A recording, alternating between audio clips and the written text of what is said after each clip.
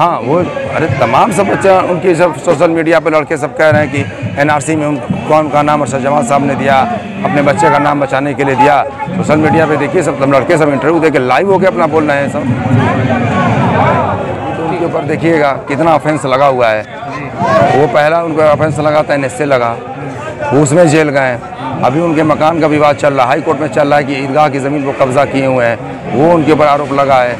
और भी सब तमाम गंभीर उनके ऊपर आरोप लगे हैं। एक उनके ऊपर नगर पालिका के बहुत बड़े फंड के लूटने का आरोप लगा हुआ है कि करोड़ों रुपया वो पीएफ का लिए पैसा। वो तो हमेशा से ही सीज होने वाला काम करते हैं, उनको भ्रष्टाचार की आदत है।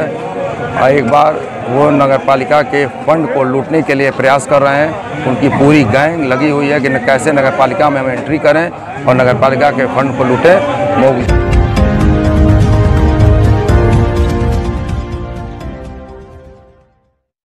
जो बुजुर्गों के, गरीबों, मजदूरों के मसाइल हैं उनको कौन करेगा?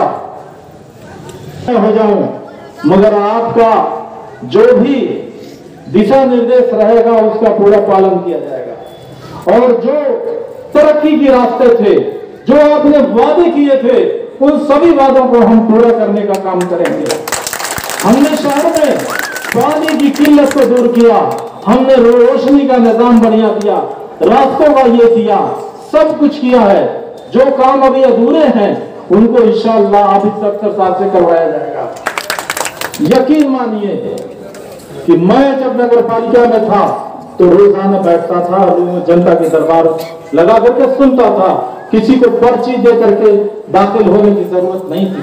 मैंने इस तरह का सिस्टम बनाया कि मैं चेयरमैन अवाम का खादिम होता है, सेवक होता है, कि मैं सेवक हूँ, ऑफिसर नहीं हूँ, मजिस्ट्रेट नहीं हूँ।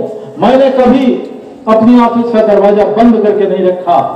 मगर पहले का आपको याद होगा कि पहले कैसे लोग मिलते थे, हफ्ते में एक दिन मिलते थे, पर्ची दे करके मिलते थे और दली रोकता था कि नहीं जाना है।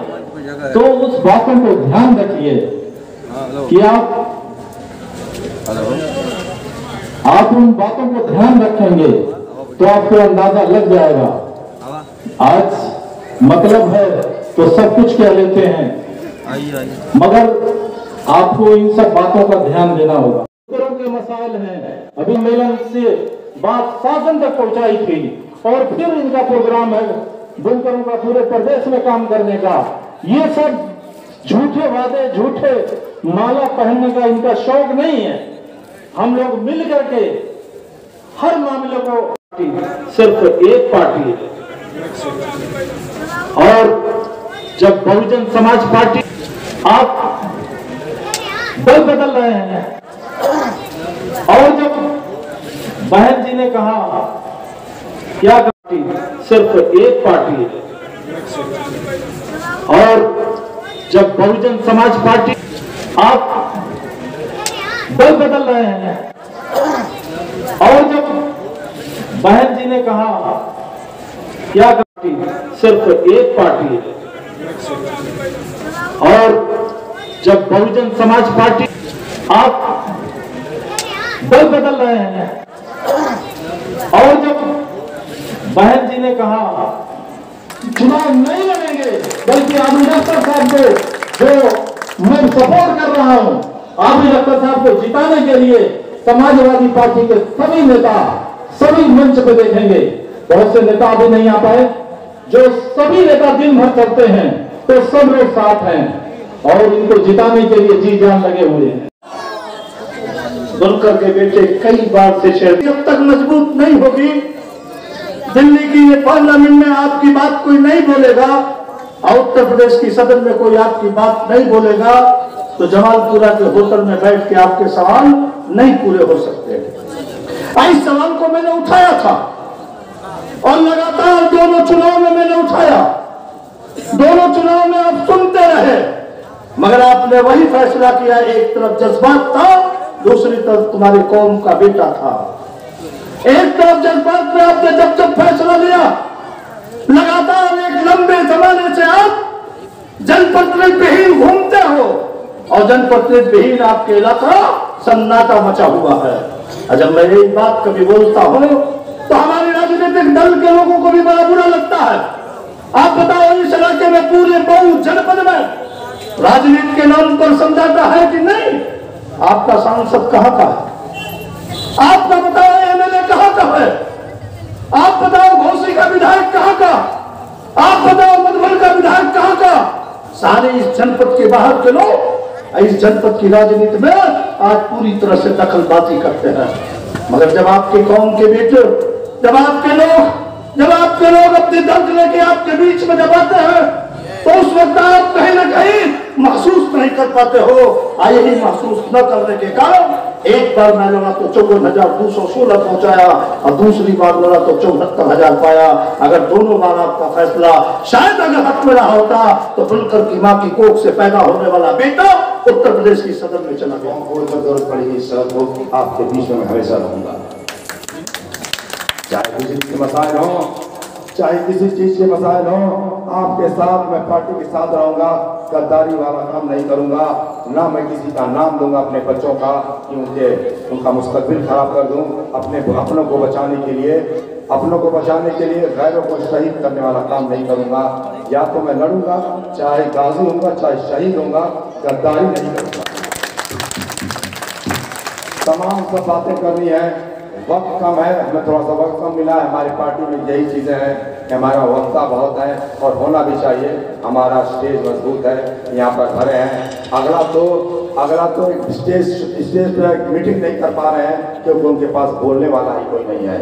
उनके पास कोई बोलने वाला नहीं है और हम लोग के पास इतने कहने वाले, इतने बोलने वाले हैं कि हमारे पास वक्त कम हो जाता है, कितने लोग छूट जाते हैं। दोस्तों साथियों, एक बात मैं बता दूं कि अगर यहाँ पे बीजेपी जीत जाती है, जो उसका मंसूबा है, मैं बता रहा हूँ, जिस घरों में आप रह रहे हैं आप उसी घरों में किराएदार हो जाएंगे। इतनी यहाँ पे हाउस टैक्स की फीस बढ़ जाएगी, इतना ही हाउस टैक्स हो जाएगा। जैसे 300 का सिलेंडर 1200 रुपये हो गया, उसी तरह 1000 का हाउस टैक्स 5000 हो जाएगा। आपको पता भी नहीं चलेगा। जो तमाम शहरें जो खुशकी पर बसे हुए हैं, जो हाउस टैक्स आसानी से चढ़ जाता है, आप उस हाउस टैक्स को लेके नक्शे पास करा लेते हैं, तमाम आसानियाँ आ जाती हैं। अगर यहाँ पर आ गए उनके हाथ में तो आज जान लीजिए कितने मुश्किलात भरे दौर हो जाएंगे कि आप सोच नहीं सकते हैं। अभी तो हम चौतरफा गिरे हैं, एक अपने ही घर में हम गिर जाएंगे, अपने ही घर में गिर जाएंगे। वक्त के साथ, हालात के साथ फैसला लीजिए और आप सोचिए जिसकी गिनती 1 से शुरू होने वाली है वो कैसे चुनाव अपना खड़ा करेगा, ये आपसे पूछ लीजिए। जिसकी और हम लोग तमाम 52 गाँव जो बड़ा है, हमारा मूल वोट वहाँ से बढ़ के आया है। हम 25,000 से लेकर शुरू करने वाले हैं, हम 25,000 से लेकर शुरू करने वाले हैं और बेहतरीन हम लोग चीज़ करेंगे। एक ऐसी चीज़ हासिल करेंगे जो ऐतिहासिक रहेगी, तारीखी रहेगी। दोस्तों और साथियों, बात तो बहुत होनी है। अभी इलेक्शन का दौर शुरू हुआ है। एक तरीके से हर तरीके से हम लोग मजबूत हैं और आप लोगों के बीच में आए हैं और आप लोगों से हम अपील करते हैं कि 11 तारीख को आप लोग संजीदगी से साथ और एक राय होके, मुस्तहब होके आप लोग साहिब के निशान के सामने बटन दबाएं, मोहर लगाएं। मोहर से होना है तो बेईमानी का भी चांस कम है। मगर एक हमको डर है, हम इनसे नहीं डरते हैं, न बीजेपी से हम डर रहे हैं, न बसपा से डर रहे हैं। हमें पता है कि हमारा वोटर हमारे साथ है और हम बड़ी जीत की तरफ बढ़ रहे हैं। एक चीज़ से डर रहे हैं साथियों, स्लो वोटिंग से डर रहे हैं। जो बीजेपी का मंसूबा है कि हम अपने हमारे वोटरों को रोका जाए, वोटिंग कम कराई जाए और उनके वोटरों को बढ़ा लिया जाए, उससे होशियार रहिएगा और एक राय होकर, एक साथ होकर इतनी पोलिंग में मजबूती के साथ रखिएगा ताकि वो अपने इरादे पे पूरी तरीके से फेल हो जाए और कामयाबी हमारा कदम चुने। इन सब बातों के साथ मैं अपनी बात बंद करता हूँ और आप लोगों से दुआ मांगता हूँ। आप लोगों से दुआओं की अपील करता हूँ कि आप अपनी दुआओं से मैं नवाज दें। इंशाअल्लाह हम आपको हैं। हमारे बड़े भाई अल्ताफ अंसारी साहब, हमारे बड़े भाई तैयब हल्दी साहब जो निवर्तमान चेयरमैन हैं, हाजी इरफान साहब, हमारे बड़े भाई जगन्नाथ यादव जी और भी तमाम साथी, हमारे पूर्व राष्ट्रीय सचिव राम हरी चौहान साहब और भी तमाम दीगर यहाँ पे बैठे हैं और हमारे नौजवान साथी और हमारे बुजुर्गों और जहाँ तक हमारी आवाज़ें पहुँच रही हैं, हम आप सबसे शुक्रगुजार हैं कि आप लोगों ने हमें वक्त दिया। नगर पालिका का चुनाव का आखिरी मरहला चल रहा है। 11 तारीख को वोटिंग होनी है और तमाम प्रत्याशी आपके बीच में हैं। 3 प्रत्याशी हैं, जिसमें एक मैं समाजवादी पार्टी का प्रत्याशी हूँ, उम्मीदवार हूँ, जो आप लोगों के बीच में आज पहली बार बोल रहा हूँ। और एक बात मैं आपको याद दिलाना चाहता हूँ, आज से 6 महीना 7 महीना पहले एक हमारे घोसी के पूर्व विधायक थे, जिनके लेटर पे मुख्यमंत्री जी यहाँ लेटर भेजते हैं जिस पर लिखा रहता है कि मऊ नगर पालिका को मुस्लिम मुक्त कर दिया जाए। मुस्लिम मुक्त करने के संबंध में वो लेटर जाता है और उसी लेटर पर लिखा पढ़ी होती है, लिखा पढ़ी हो जाती है और उसके बाद मऊ नगर पालिका का परिसीमन बढ़ जाता है, उसका एरिया बढ़ जाता है और उसमें तमाम शेड्यूल कास्ट के दलित वोट पड़ते हैं। मगर एक खुशकिस्मती आपकी ये होती है कि उसके साथ हमारे यादव बस्तियों का भी वोट पड़ जाता है। यही एक खुशकिस्मती हम मऊ वालों के लिए है कि यादव का वोट पड़ जाता है और उसके बाद भारतीय जनता पार्टी का यहीं से खेल शुरू होता है। फिर वहाँ से बहुजन समाज पार्टी के एक कैडर जो है अजय कुमार को यहाँ से प्रत्याशी बनाया जाता है, उम्मीदवार बनाया जाता है, इसलिए कि उनको आस है, उनको लालच है, उनको उम्मीद है कि हमारा ये अजय कुमार अपना SC वोट ले आके जोड़ लेगा, दलित समाज का वोट जोड़ लेगा और हम नगर पालिका के काबिल हो जाएंगे। वो शायद भूल गए कि यहाँ की आवाम फैसला करने वाली है, वो हर चीज़ को देखती है, हर चीज़ को समझती है। उनको पता है कि हमें कहाँ वोट देना है और कैसे वोट देना है। आज उसी यादव वोट के भरोसे, उसी हमारा जो मूल वोट है गाँव में रहता है। मैं आपको यकीन दिलाता हूँ कि उस वोटों से हम 25,000 लेकर हम शहर में घुसेंगे। वो 25,000 वोट तो मैं शहर में घुसूंगा और आपके लोगों के बीच में आऊंगा। मैं आप लोगों से अपील करता हूँ कि जो बहुजन समाज पार्टी के हमारे पुराने साथी हैं वो इलेक्शन जीतने की बात करते हैं, मैं कह रहा हूँ कि वो इलेक्शन अपना खड़ा नहीं कर पा रहे हैं, वो अपना इलेक्शन खड़ा नहीं कर पा रहे हैं। जीतेंगे कहाँ से?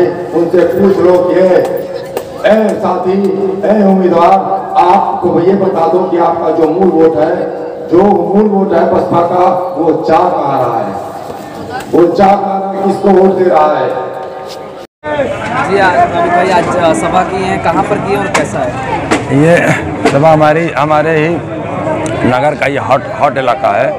इसको मऊ का हृदय कहा जाता है और ये जमालपुरा विश्वनाथपुरा की आबादी है। इसको ट्यूबवेल यहाँ पर है, यहाँ पे अक्सर जनसभाएं होती रहती हैं, नुक्कड़ सभाएं होती हैं।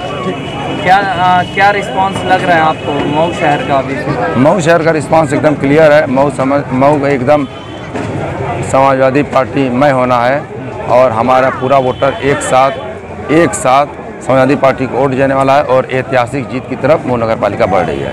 मऊ की जनता को अपना दिल कैसे जिताएंगे? अभी क्या कह के किस मुद्दों पे आप लड़ाई लड़ते हैं?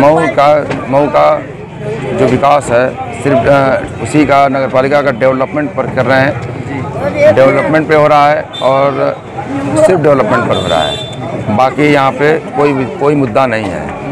और मऊ की जनता जानती है कि यहाँ पे समाजवादी पार्टी यहाँ पे डेवलपमेंट कर सकती है और कोई पार्टी के यहाँ पर कोई वजूद नहीं है। अरशद जमाल क्या आपके टक्कर में आएंगे? नहीं, वो अरशद जमाल साहब तो कहीं से अपना इलेक्शन खड़ा नहीं कर पा रहे हैं, जीतने की बात है। उनका जो मूल वोटर है, बहुजन समाज पार्टी का मूल वोटर आज भाजपा की तरफ ट्रांसफ़र हो गया है। उनकी ही दलित वोटर उनको भगा रहे हैं उनके बस्तियों से। आप तमाम सोशल मीडिया में देख रहे होंगे, वायरल हो रहा है कि यहाँ गो बैक भगाओ का नारा लग रहे हैं, तो उनको वोट कहाँ से मिलेगा? वो बुरी तरीके से इलेक्शन हार रहे हैं और इलेक्शन खड़ा तक नहीं कर पा रहे हैं। आज अरशद जमाल की गाड़ी सीज हुई है आचार संहिता के उल्लंघन की मांगों पे क्या कहते हैं? वो तो हमेशा से ही सीज होने वाला काम करते हैं, उनको भ्रष्टाचार की आदत है और एक बार वो नगर पालिका के फंड को लूटने के लिए प्रयास कर रहे हैं। उनकी पूरी गैंग लगी हुई है कि कैसे नगर पालिका में हम एंट्री करें और नगर पालिका के फंड को लूटी है। मऊ की जनता इस बार काम के नाम पर, ईमानदारी के नाम पर वोट देने वाली है। आखिर मऊ की जनता क्यों नहीं समझ पा रही? वो 37 साल पॉलिटिक्स में रहे हैं और आखिर ये बार बार ऐसी हरकतें कर रहे हैं जिससे बार बार उन पे कार्रवाई हो रही है, मऊ की जनता पे कार्रवाई हो रही है, इससे क्या मैसेज जाएगा? नहीं, मऊ की जनता पे नहीं कार्रवाई हो रही है, वो अरशद जमाल साहब के ऊपर कार्रवाई हो रही है। अभी तो उनके ऊपर देखिएगा कितना ऑफेंस लगा हुआ है। वो पहला उनको ऑफेंस लगा था, NSA लगा, उसमें जेल गए। अभी उनके मकान का विवाद चल रहा है, हाई कोर्ट में चल रहा है कि ईदगाह की ज़मीन पर कब्जा किए हुए हैं, वो उनके ऊपर आरोप लगा है। और भी सब तमाम गंभीर उनके ऊपर आरोप लगे हैं। एक उनके ऊपर नगर पालिका के बहुत बड़े फंड के लूटने का आरोप लगा हुआ है कि करोड़ रुपया वो PF का लिए हैं पैसा, और वो जो पैसा लिया है उसकी FIR है और चार्जशीटेड भी हैं, एडमिटेड फैक्ट भी है, मगर वो जिसके ऊपर है वही आदमी उनके साथ 24 घंटा चलता है, वही उनका फाइनेंसर है। हाँ, वो अरे तमाम सब बच्चे उनकी सब सोशल मीडिया पे लड़के सब कह रहे हैं कि NRC में कौन का नाम अरशद जमाल साहब ने दिया, अपने बच्चे का नाम बचाने के लिए दिया। सोशल मीडिया पे देखिए सब लड़के सब इंटरव्यू दे के लाइव होकर अपना बोल रहे हैं सब। ठीक।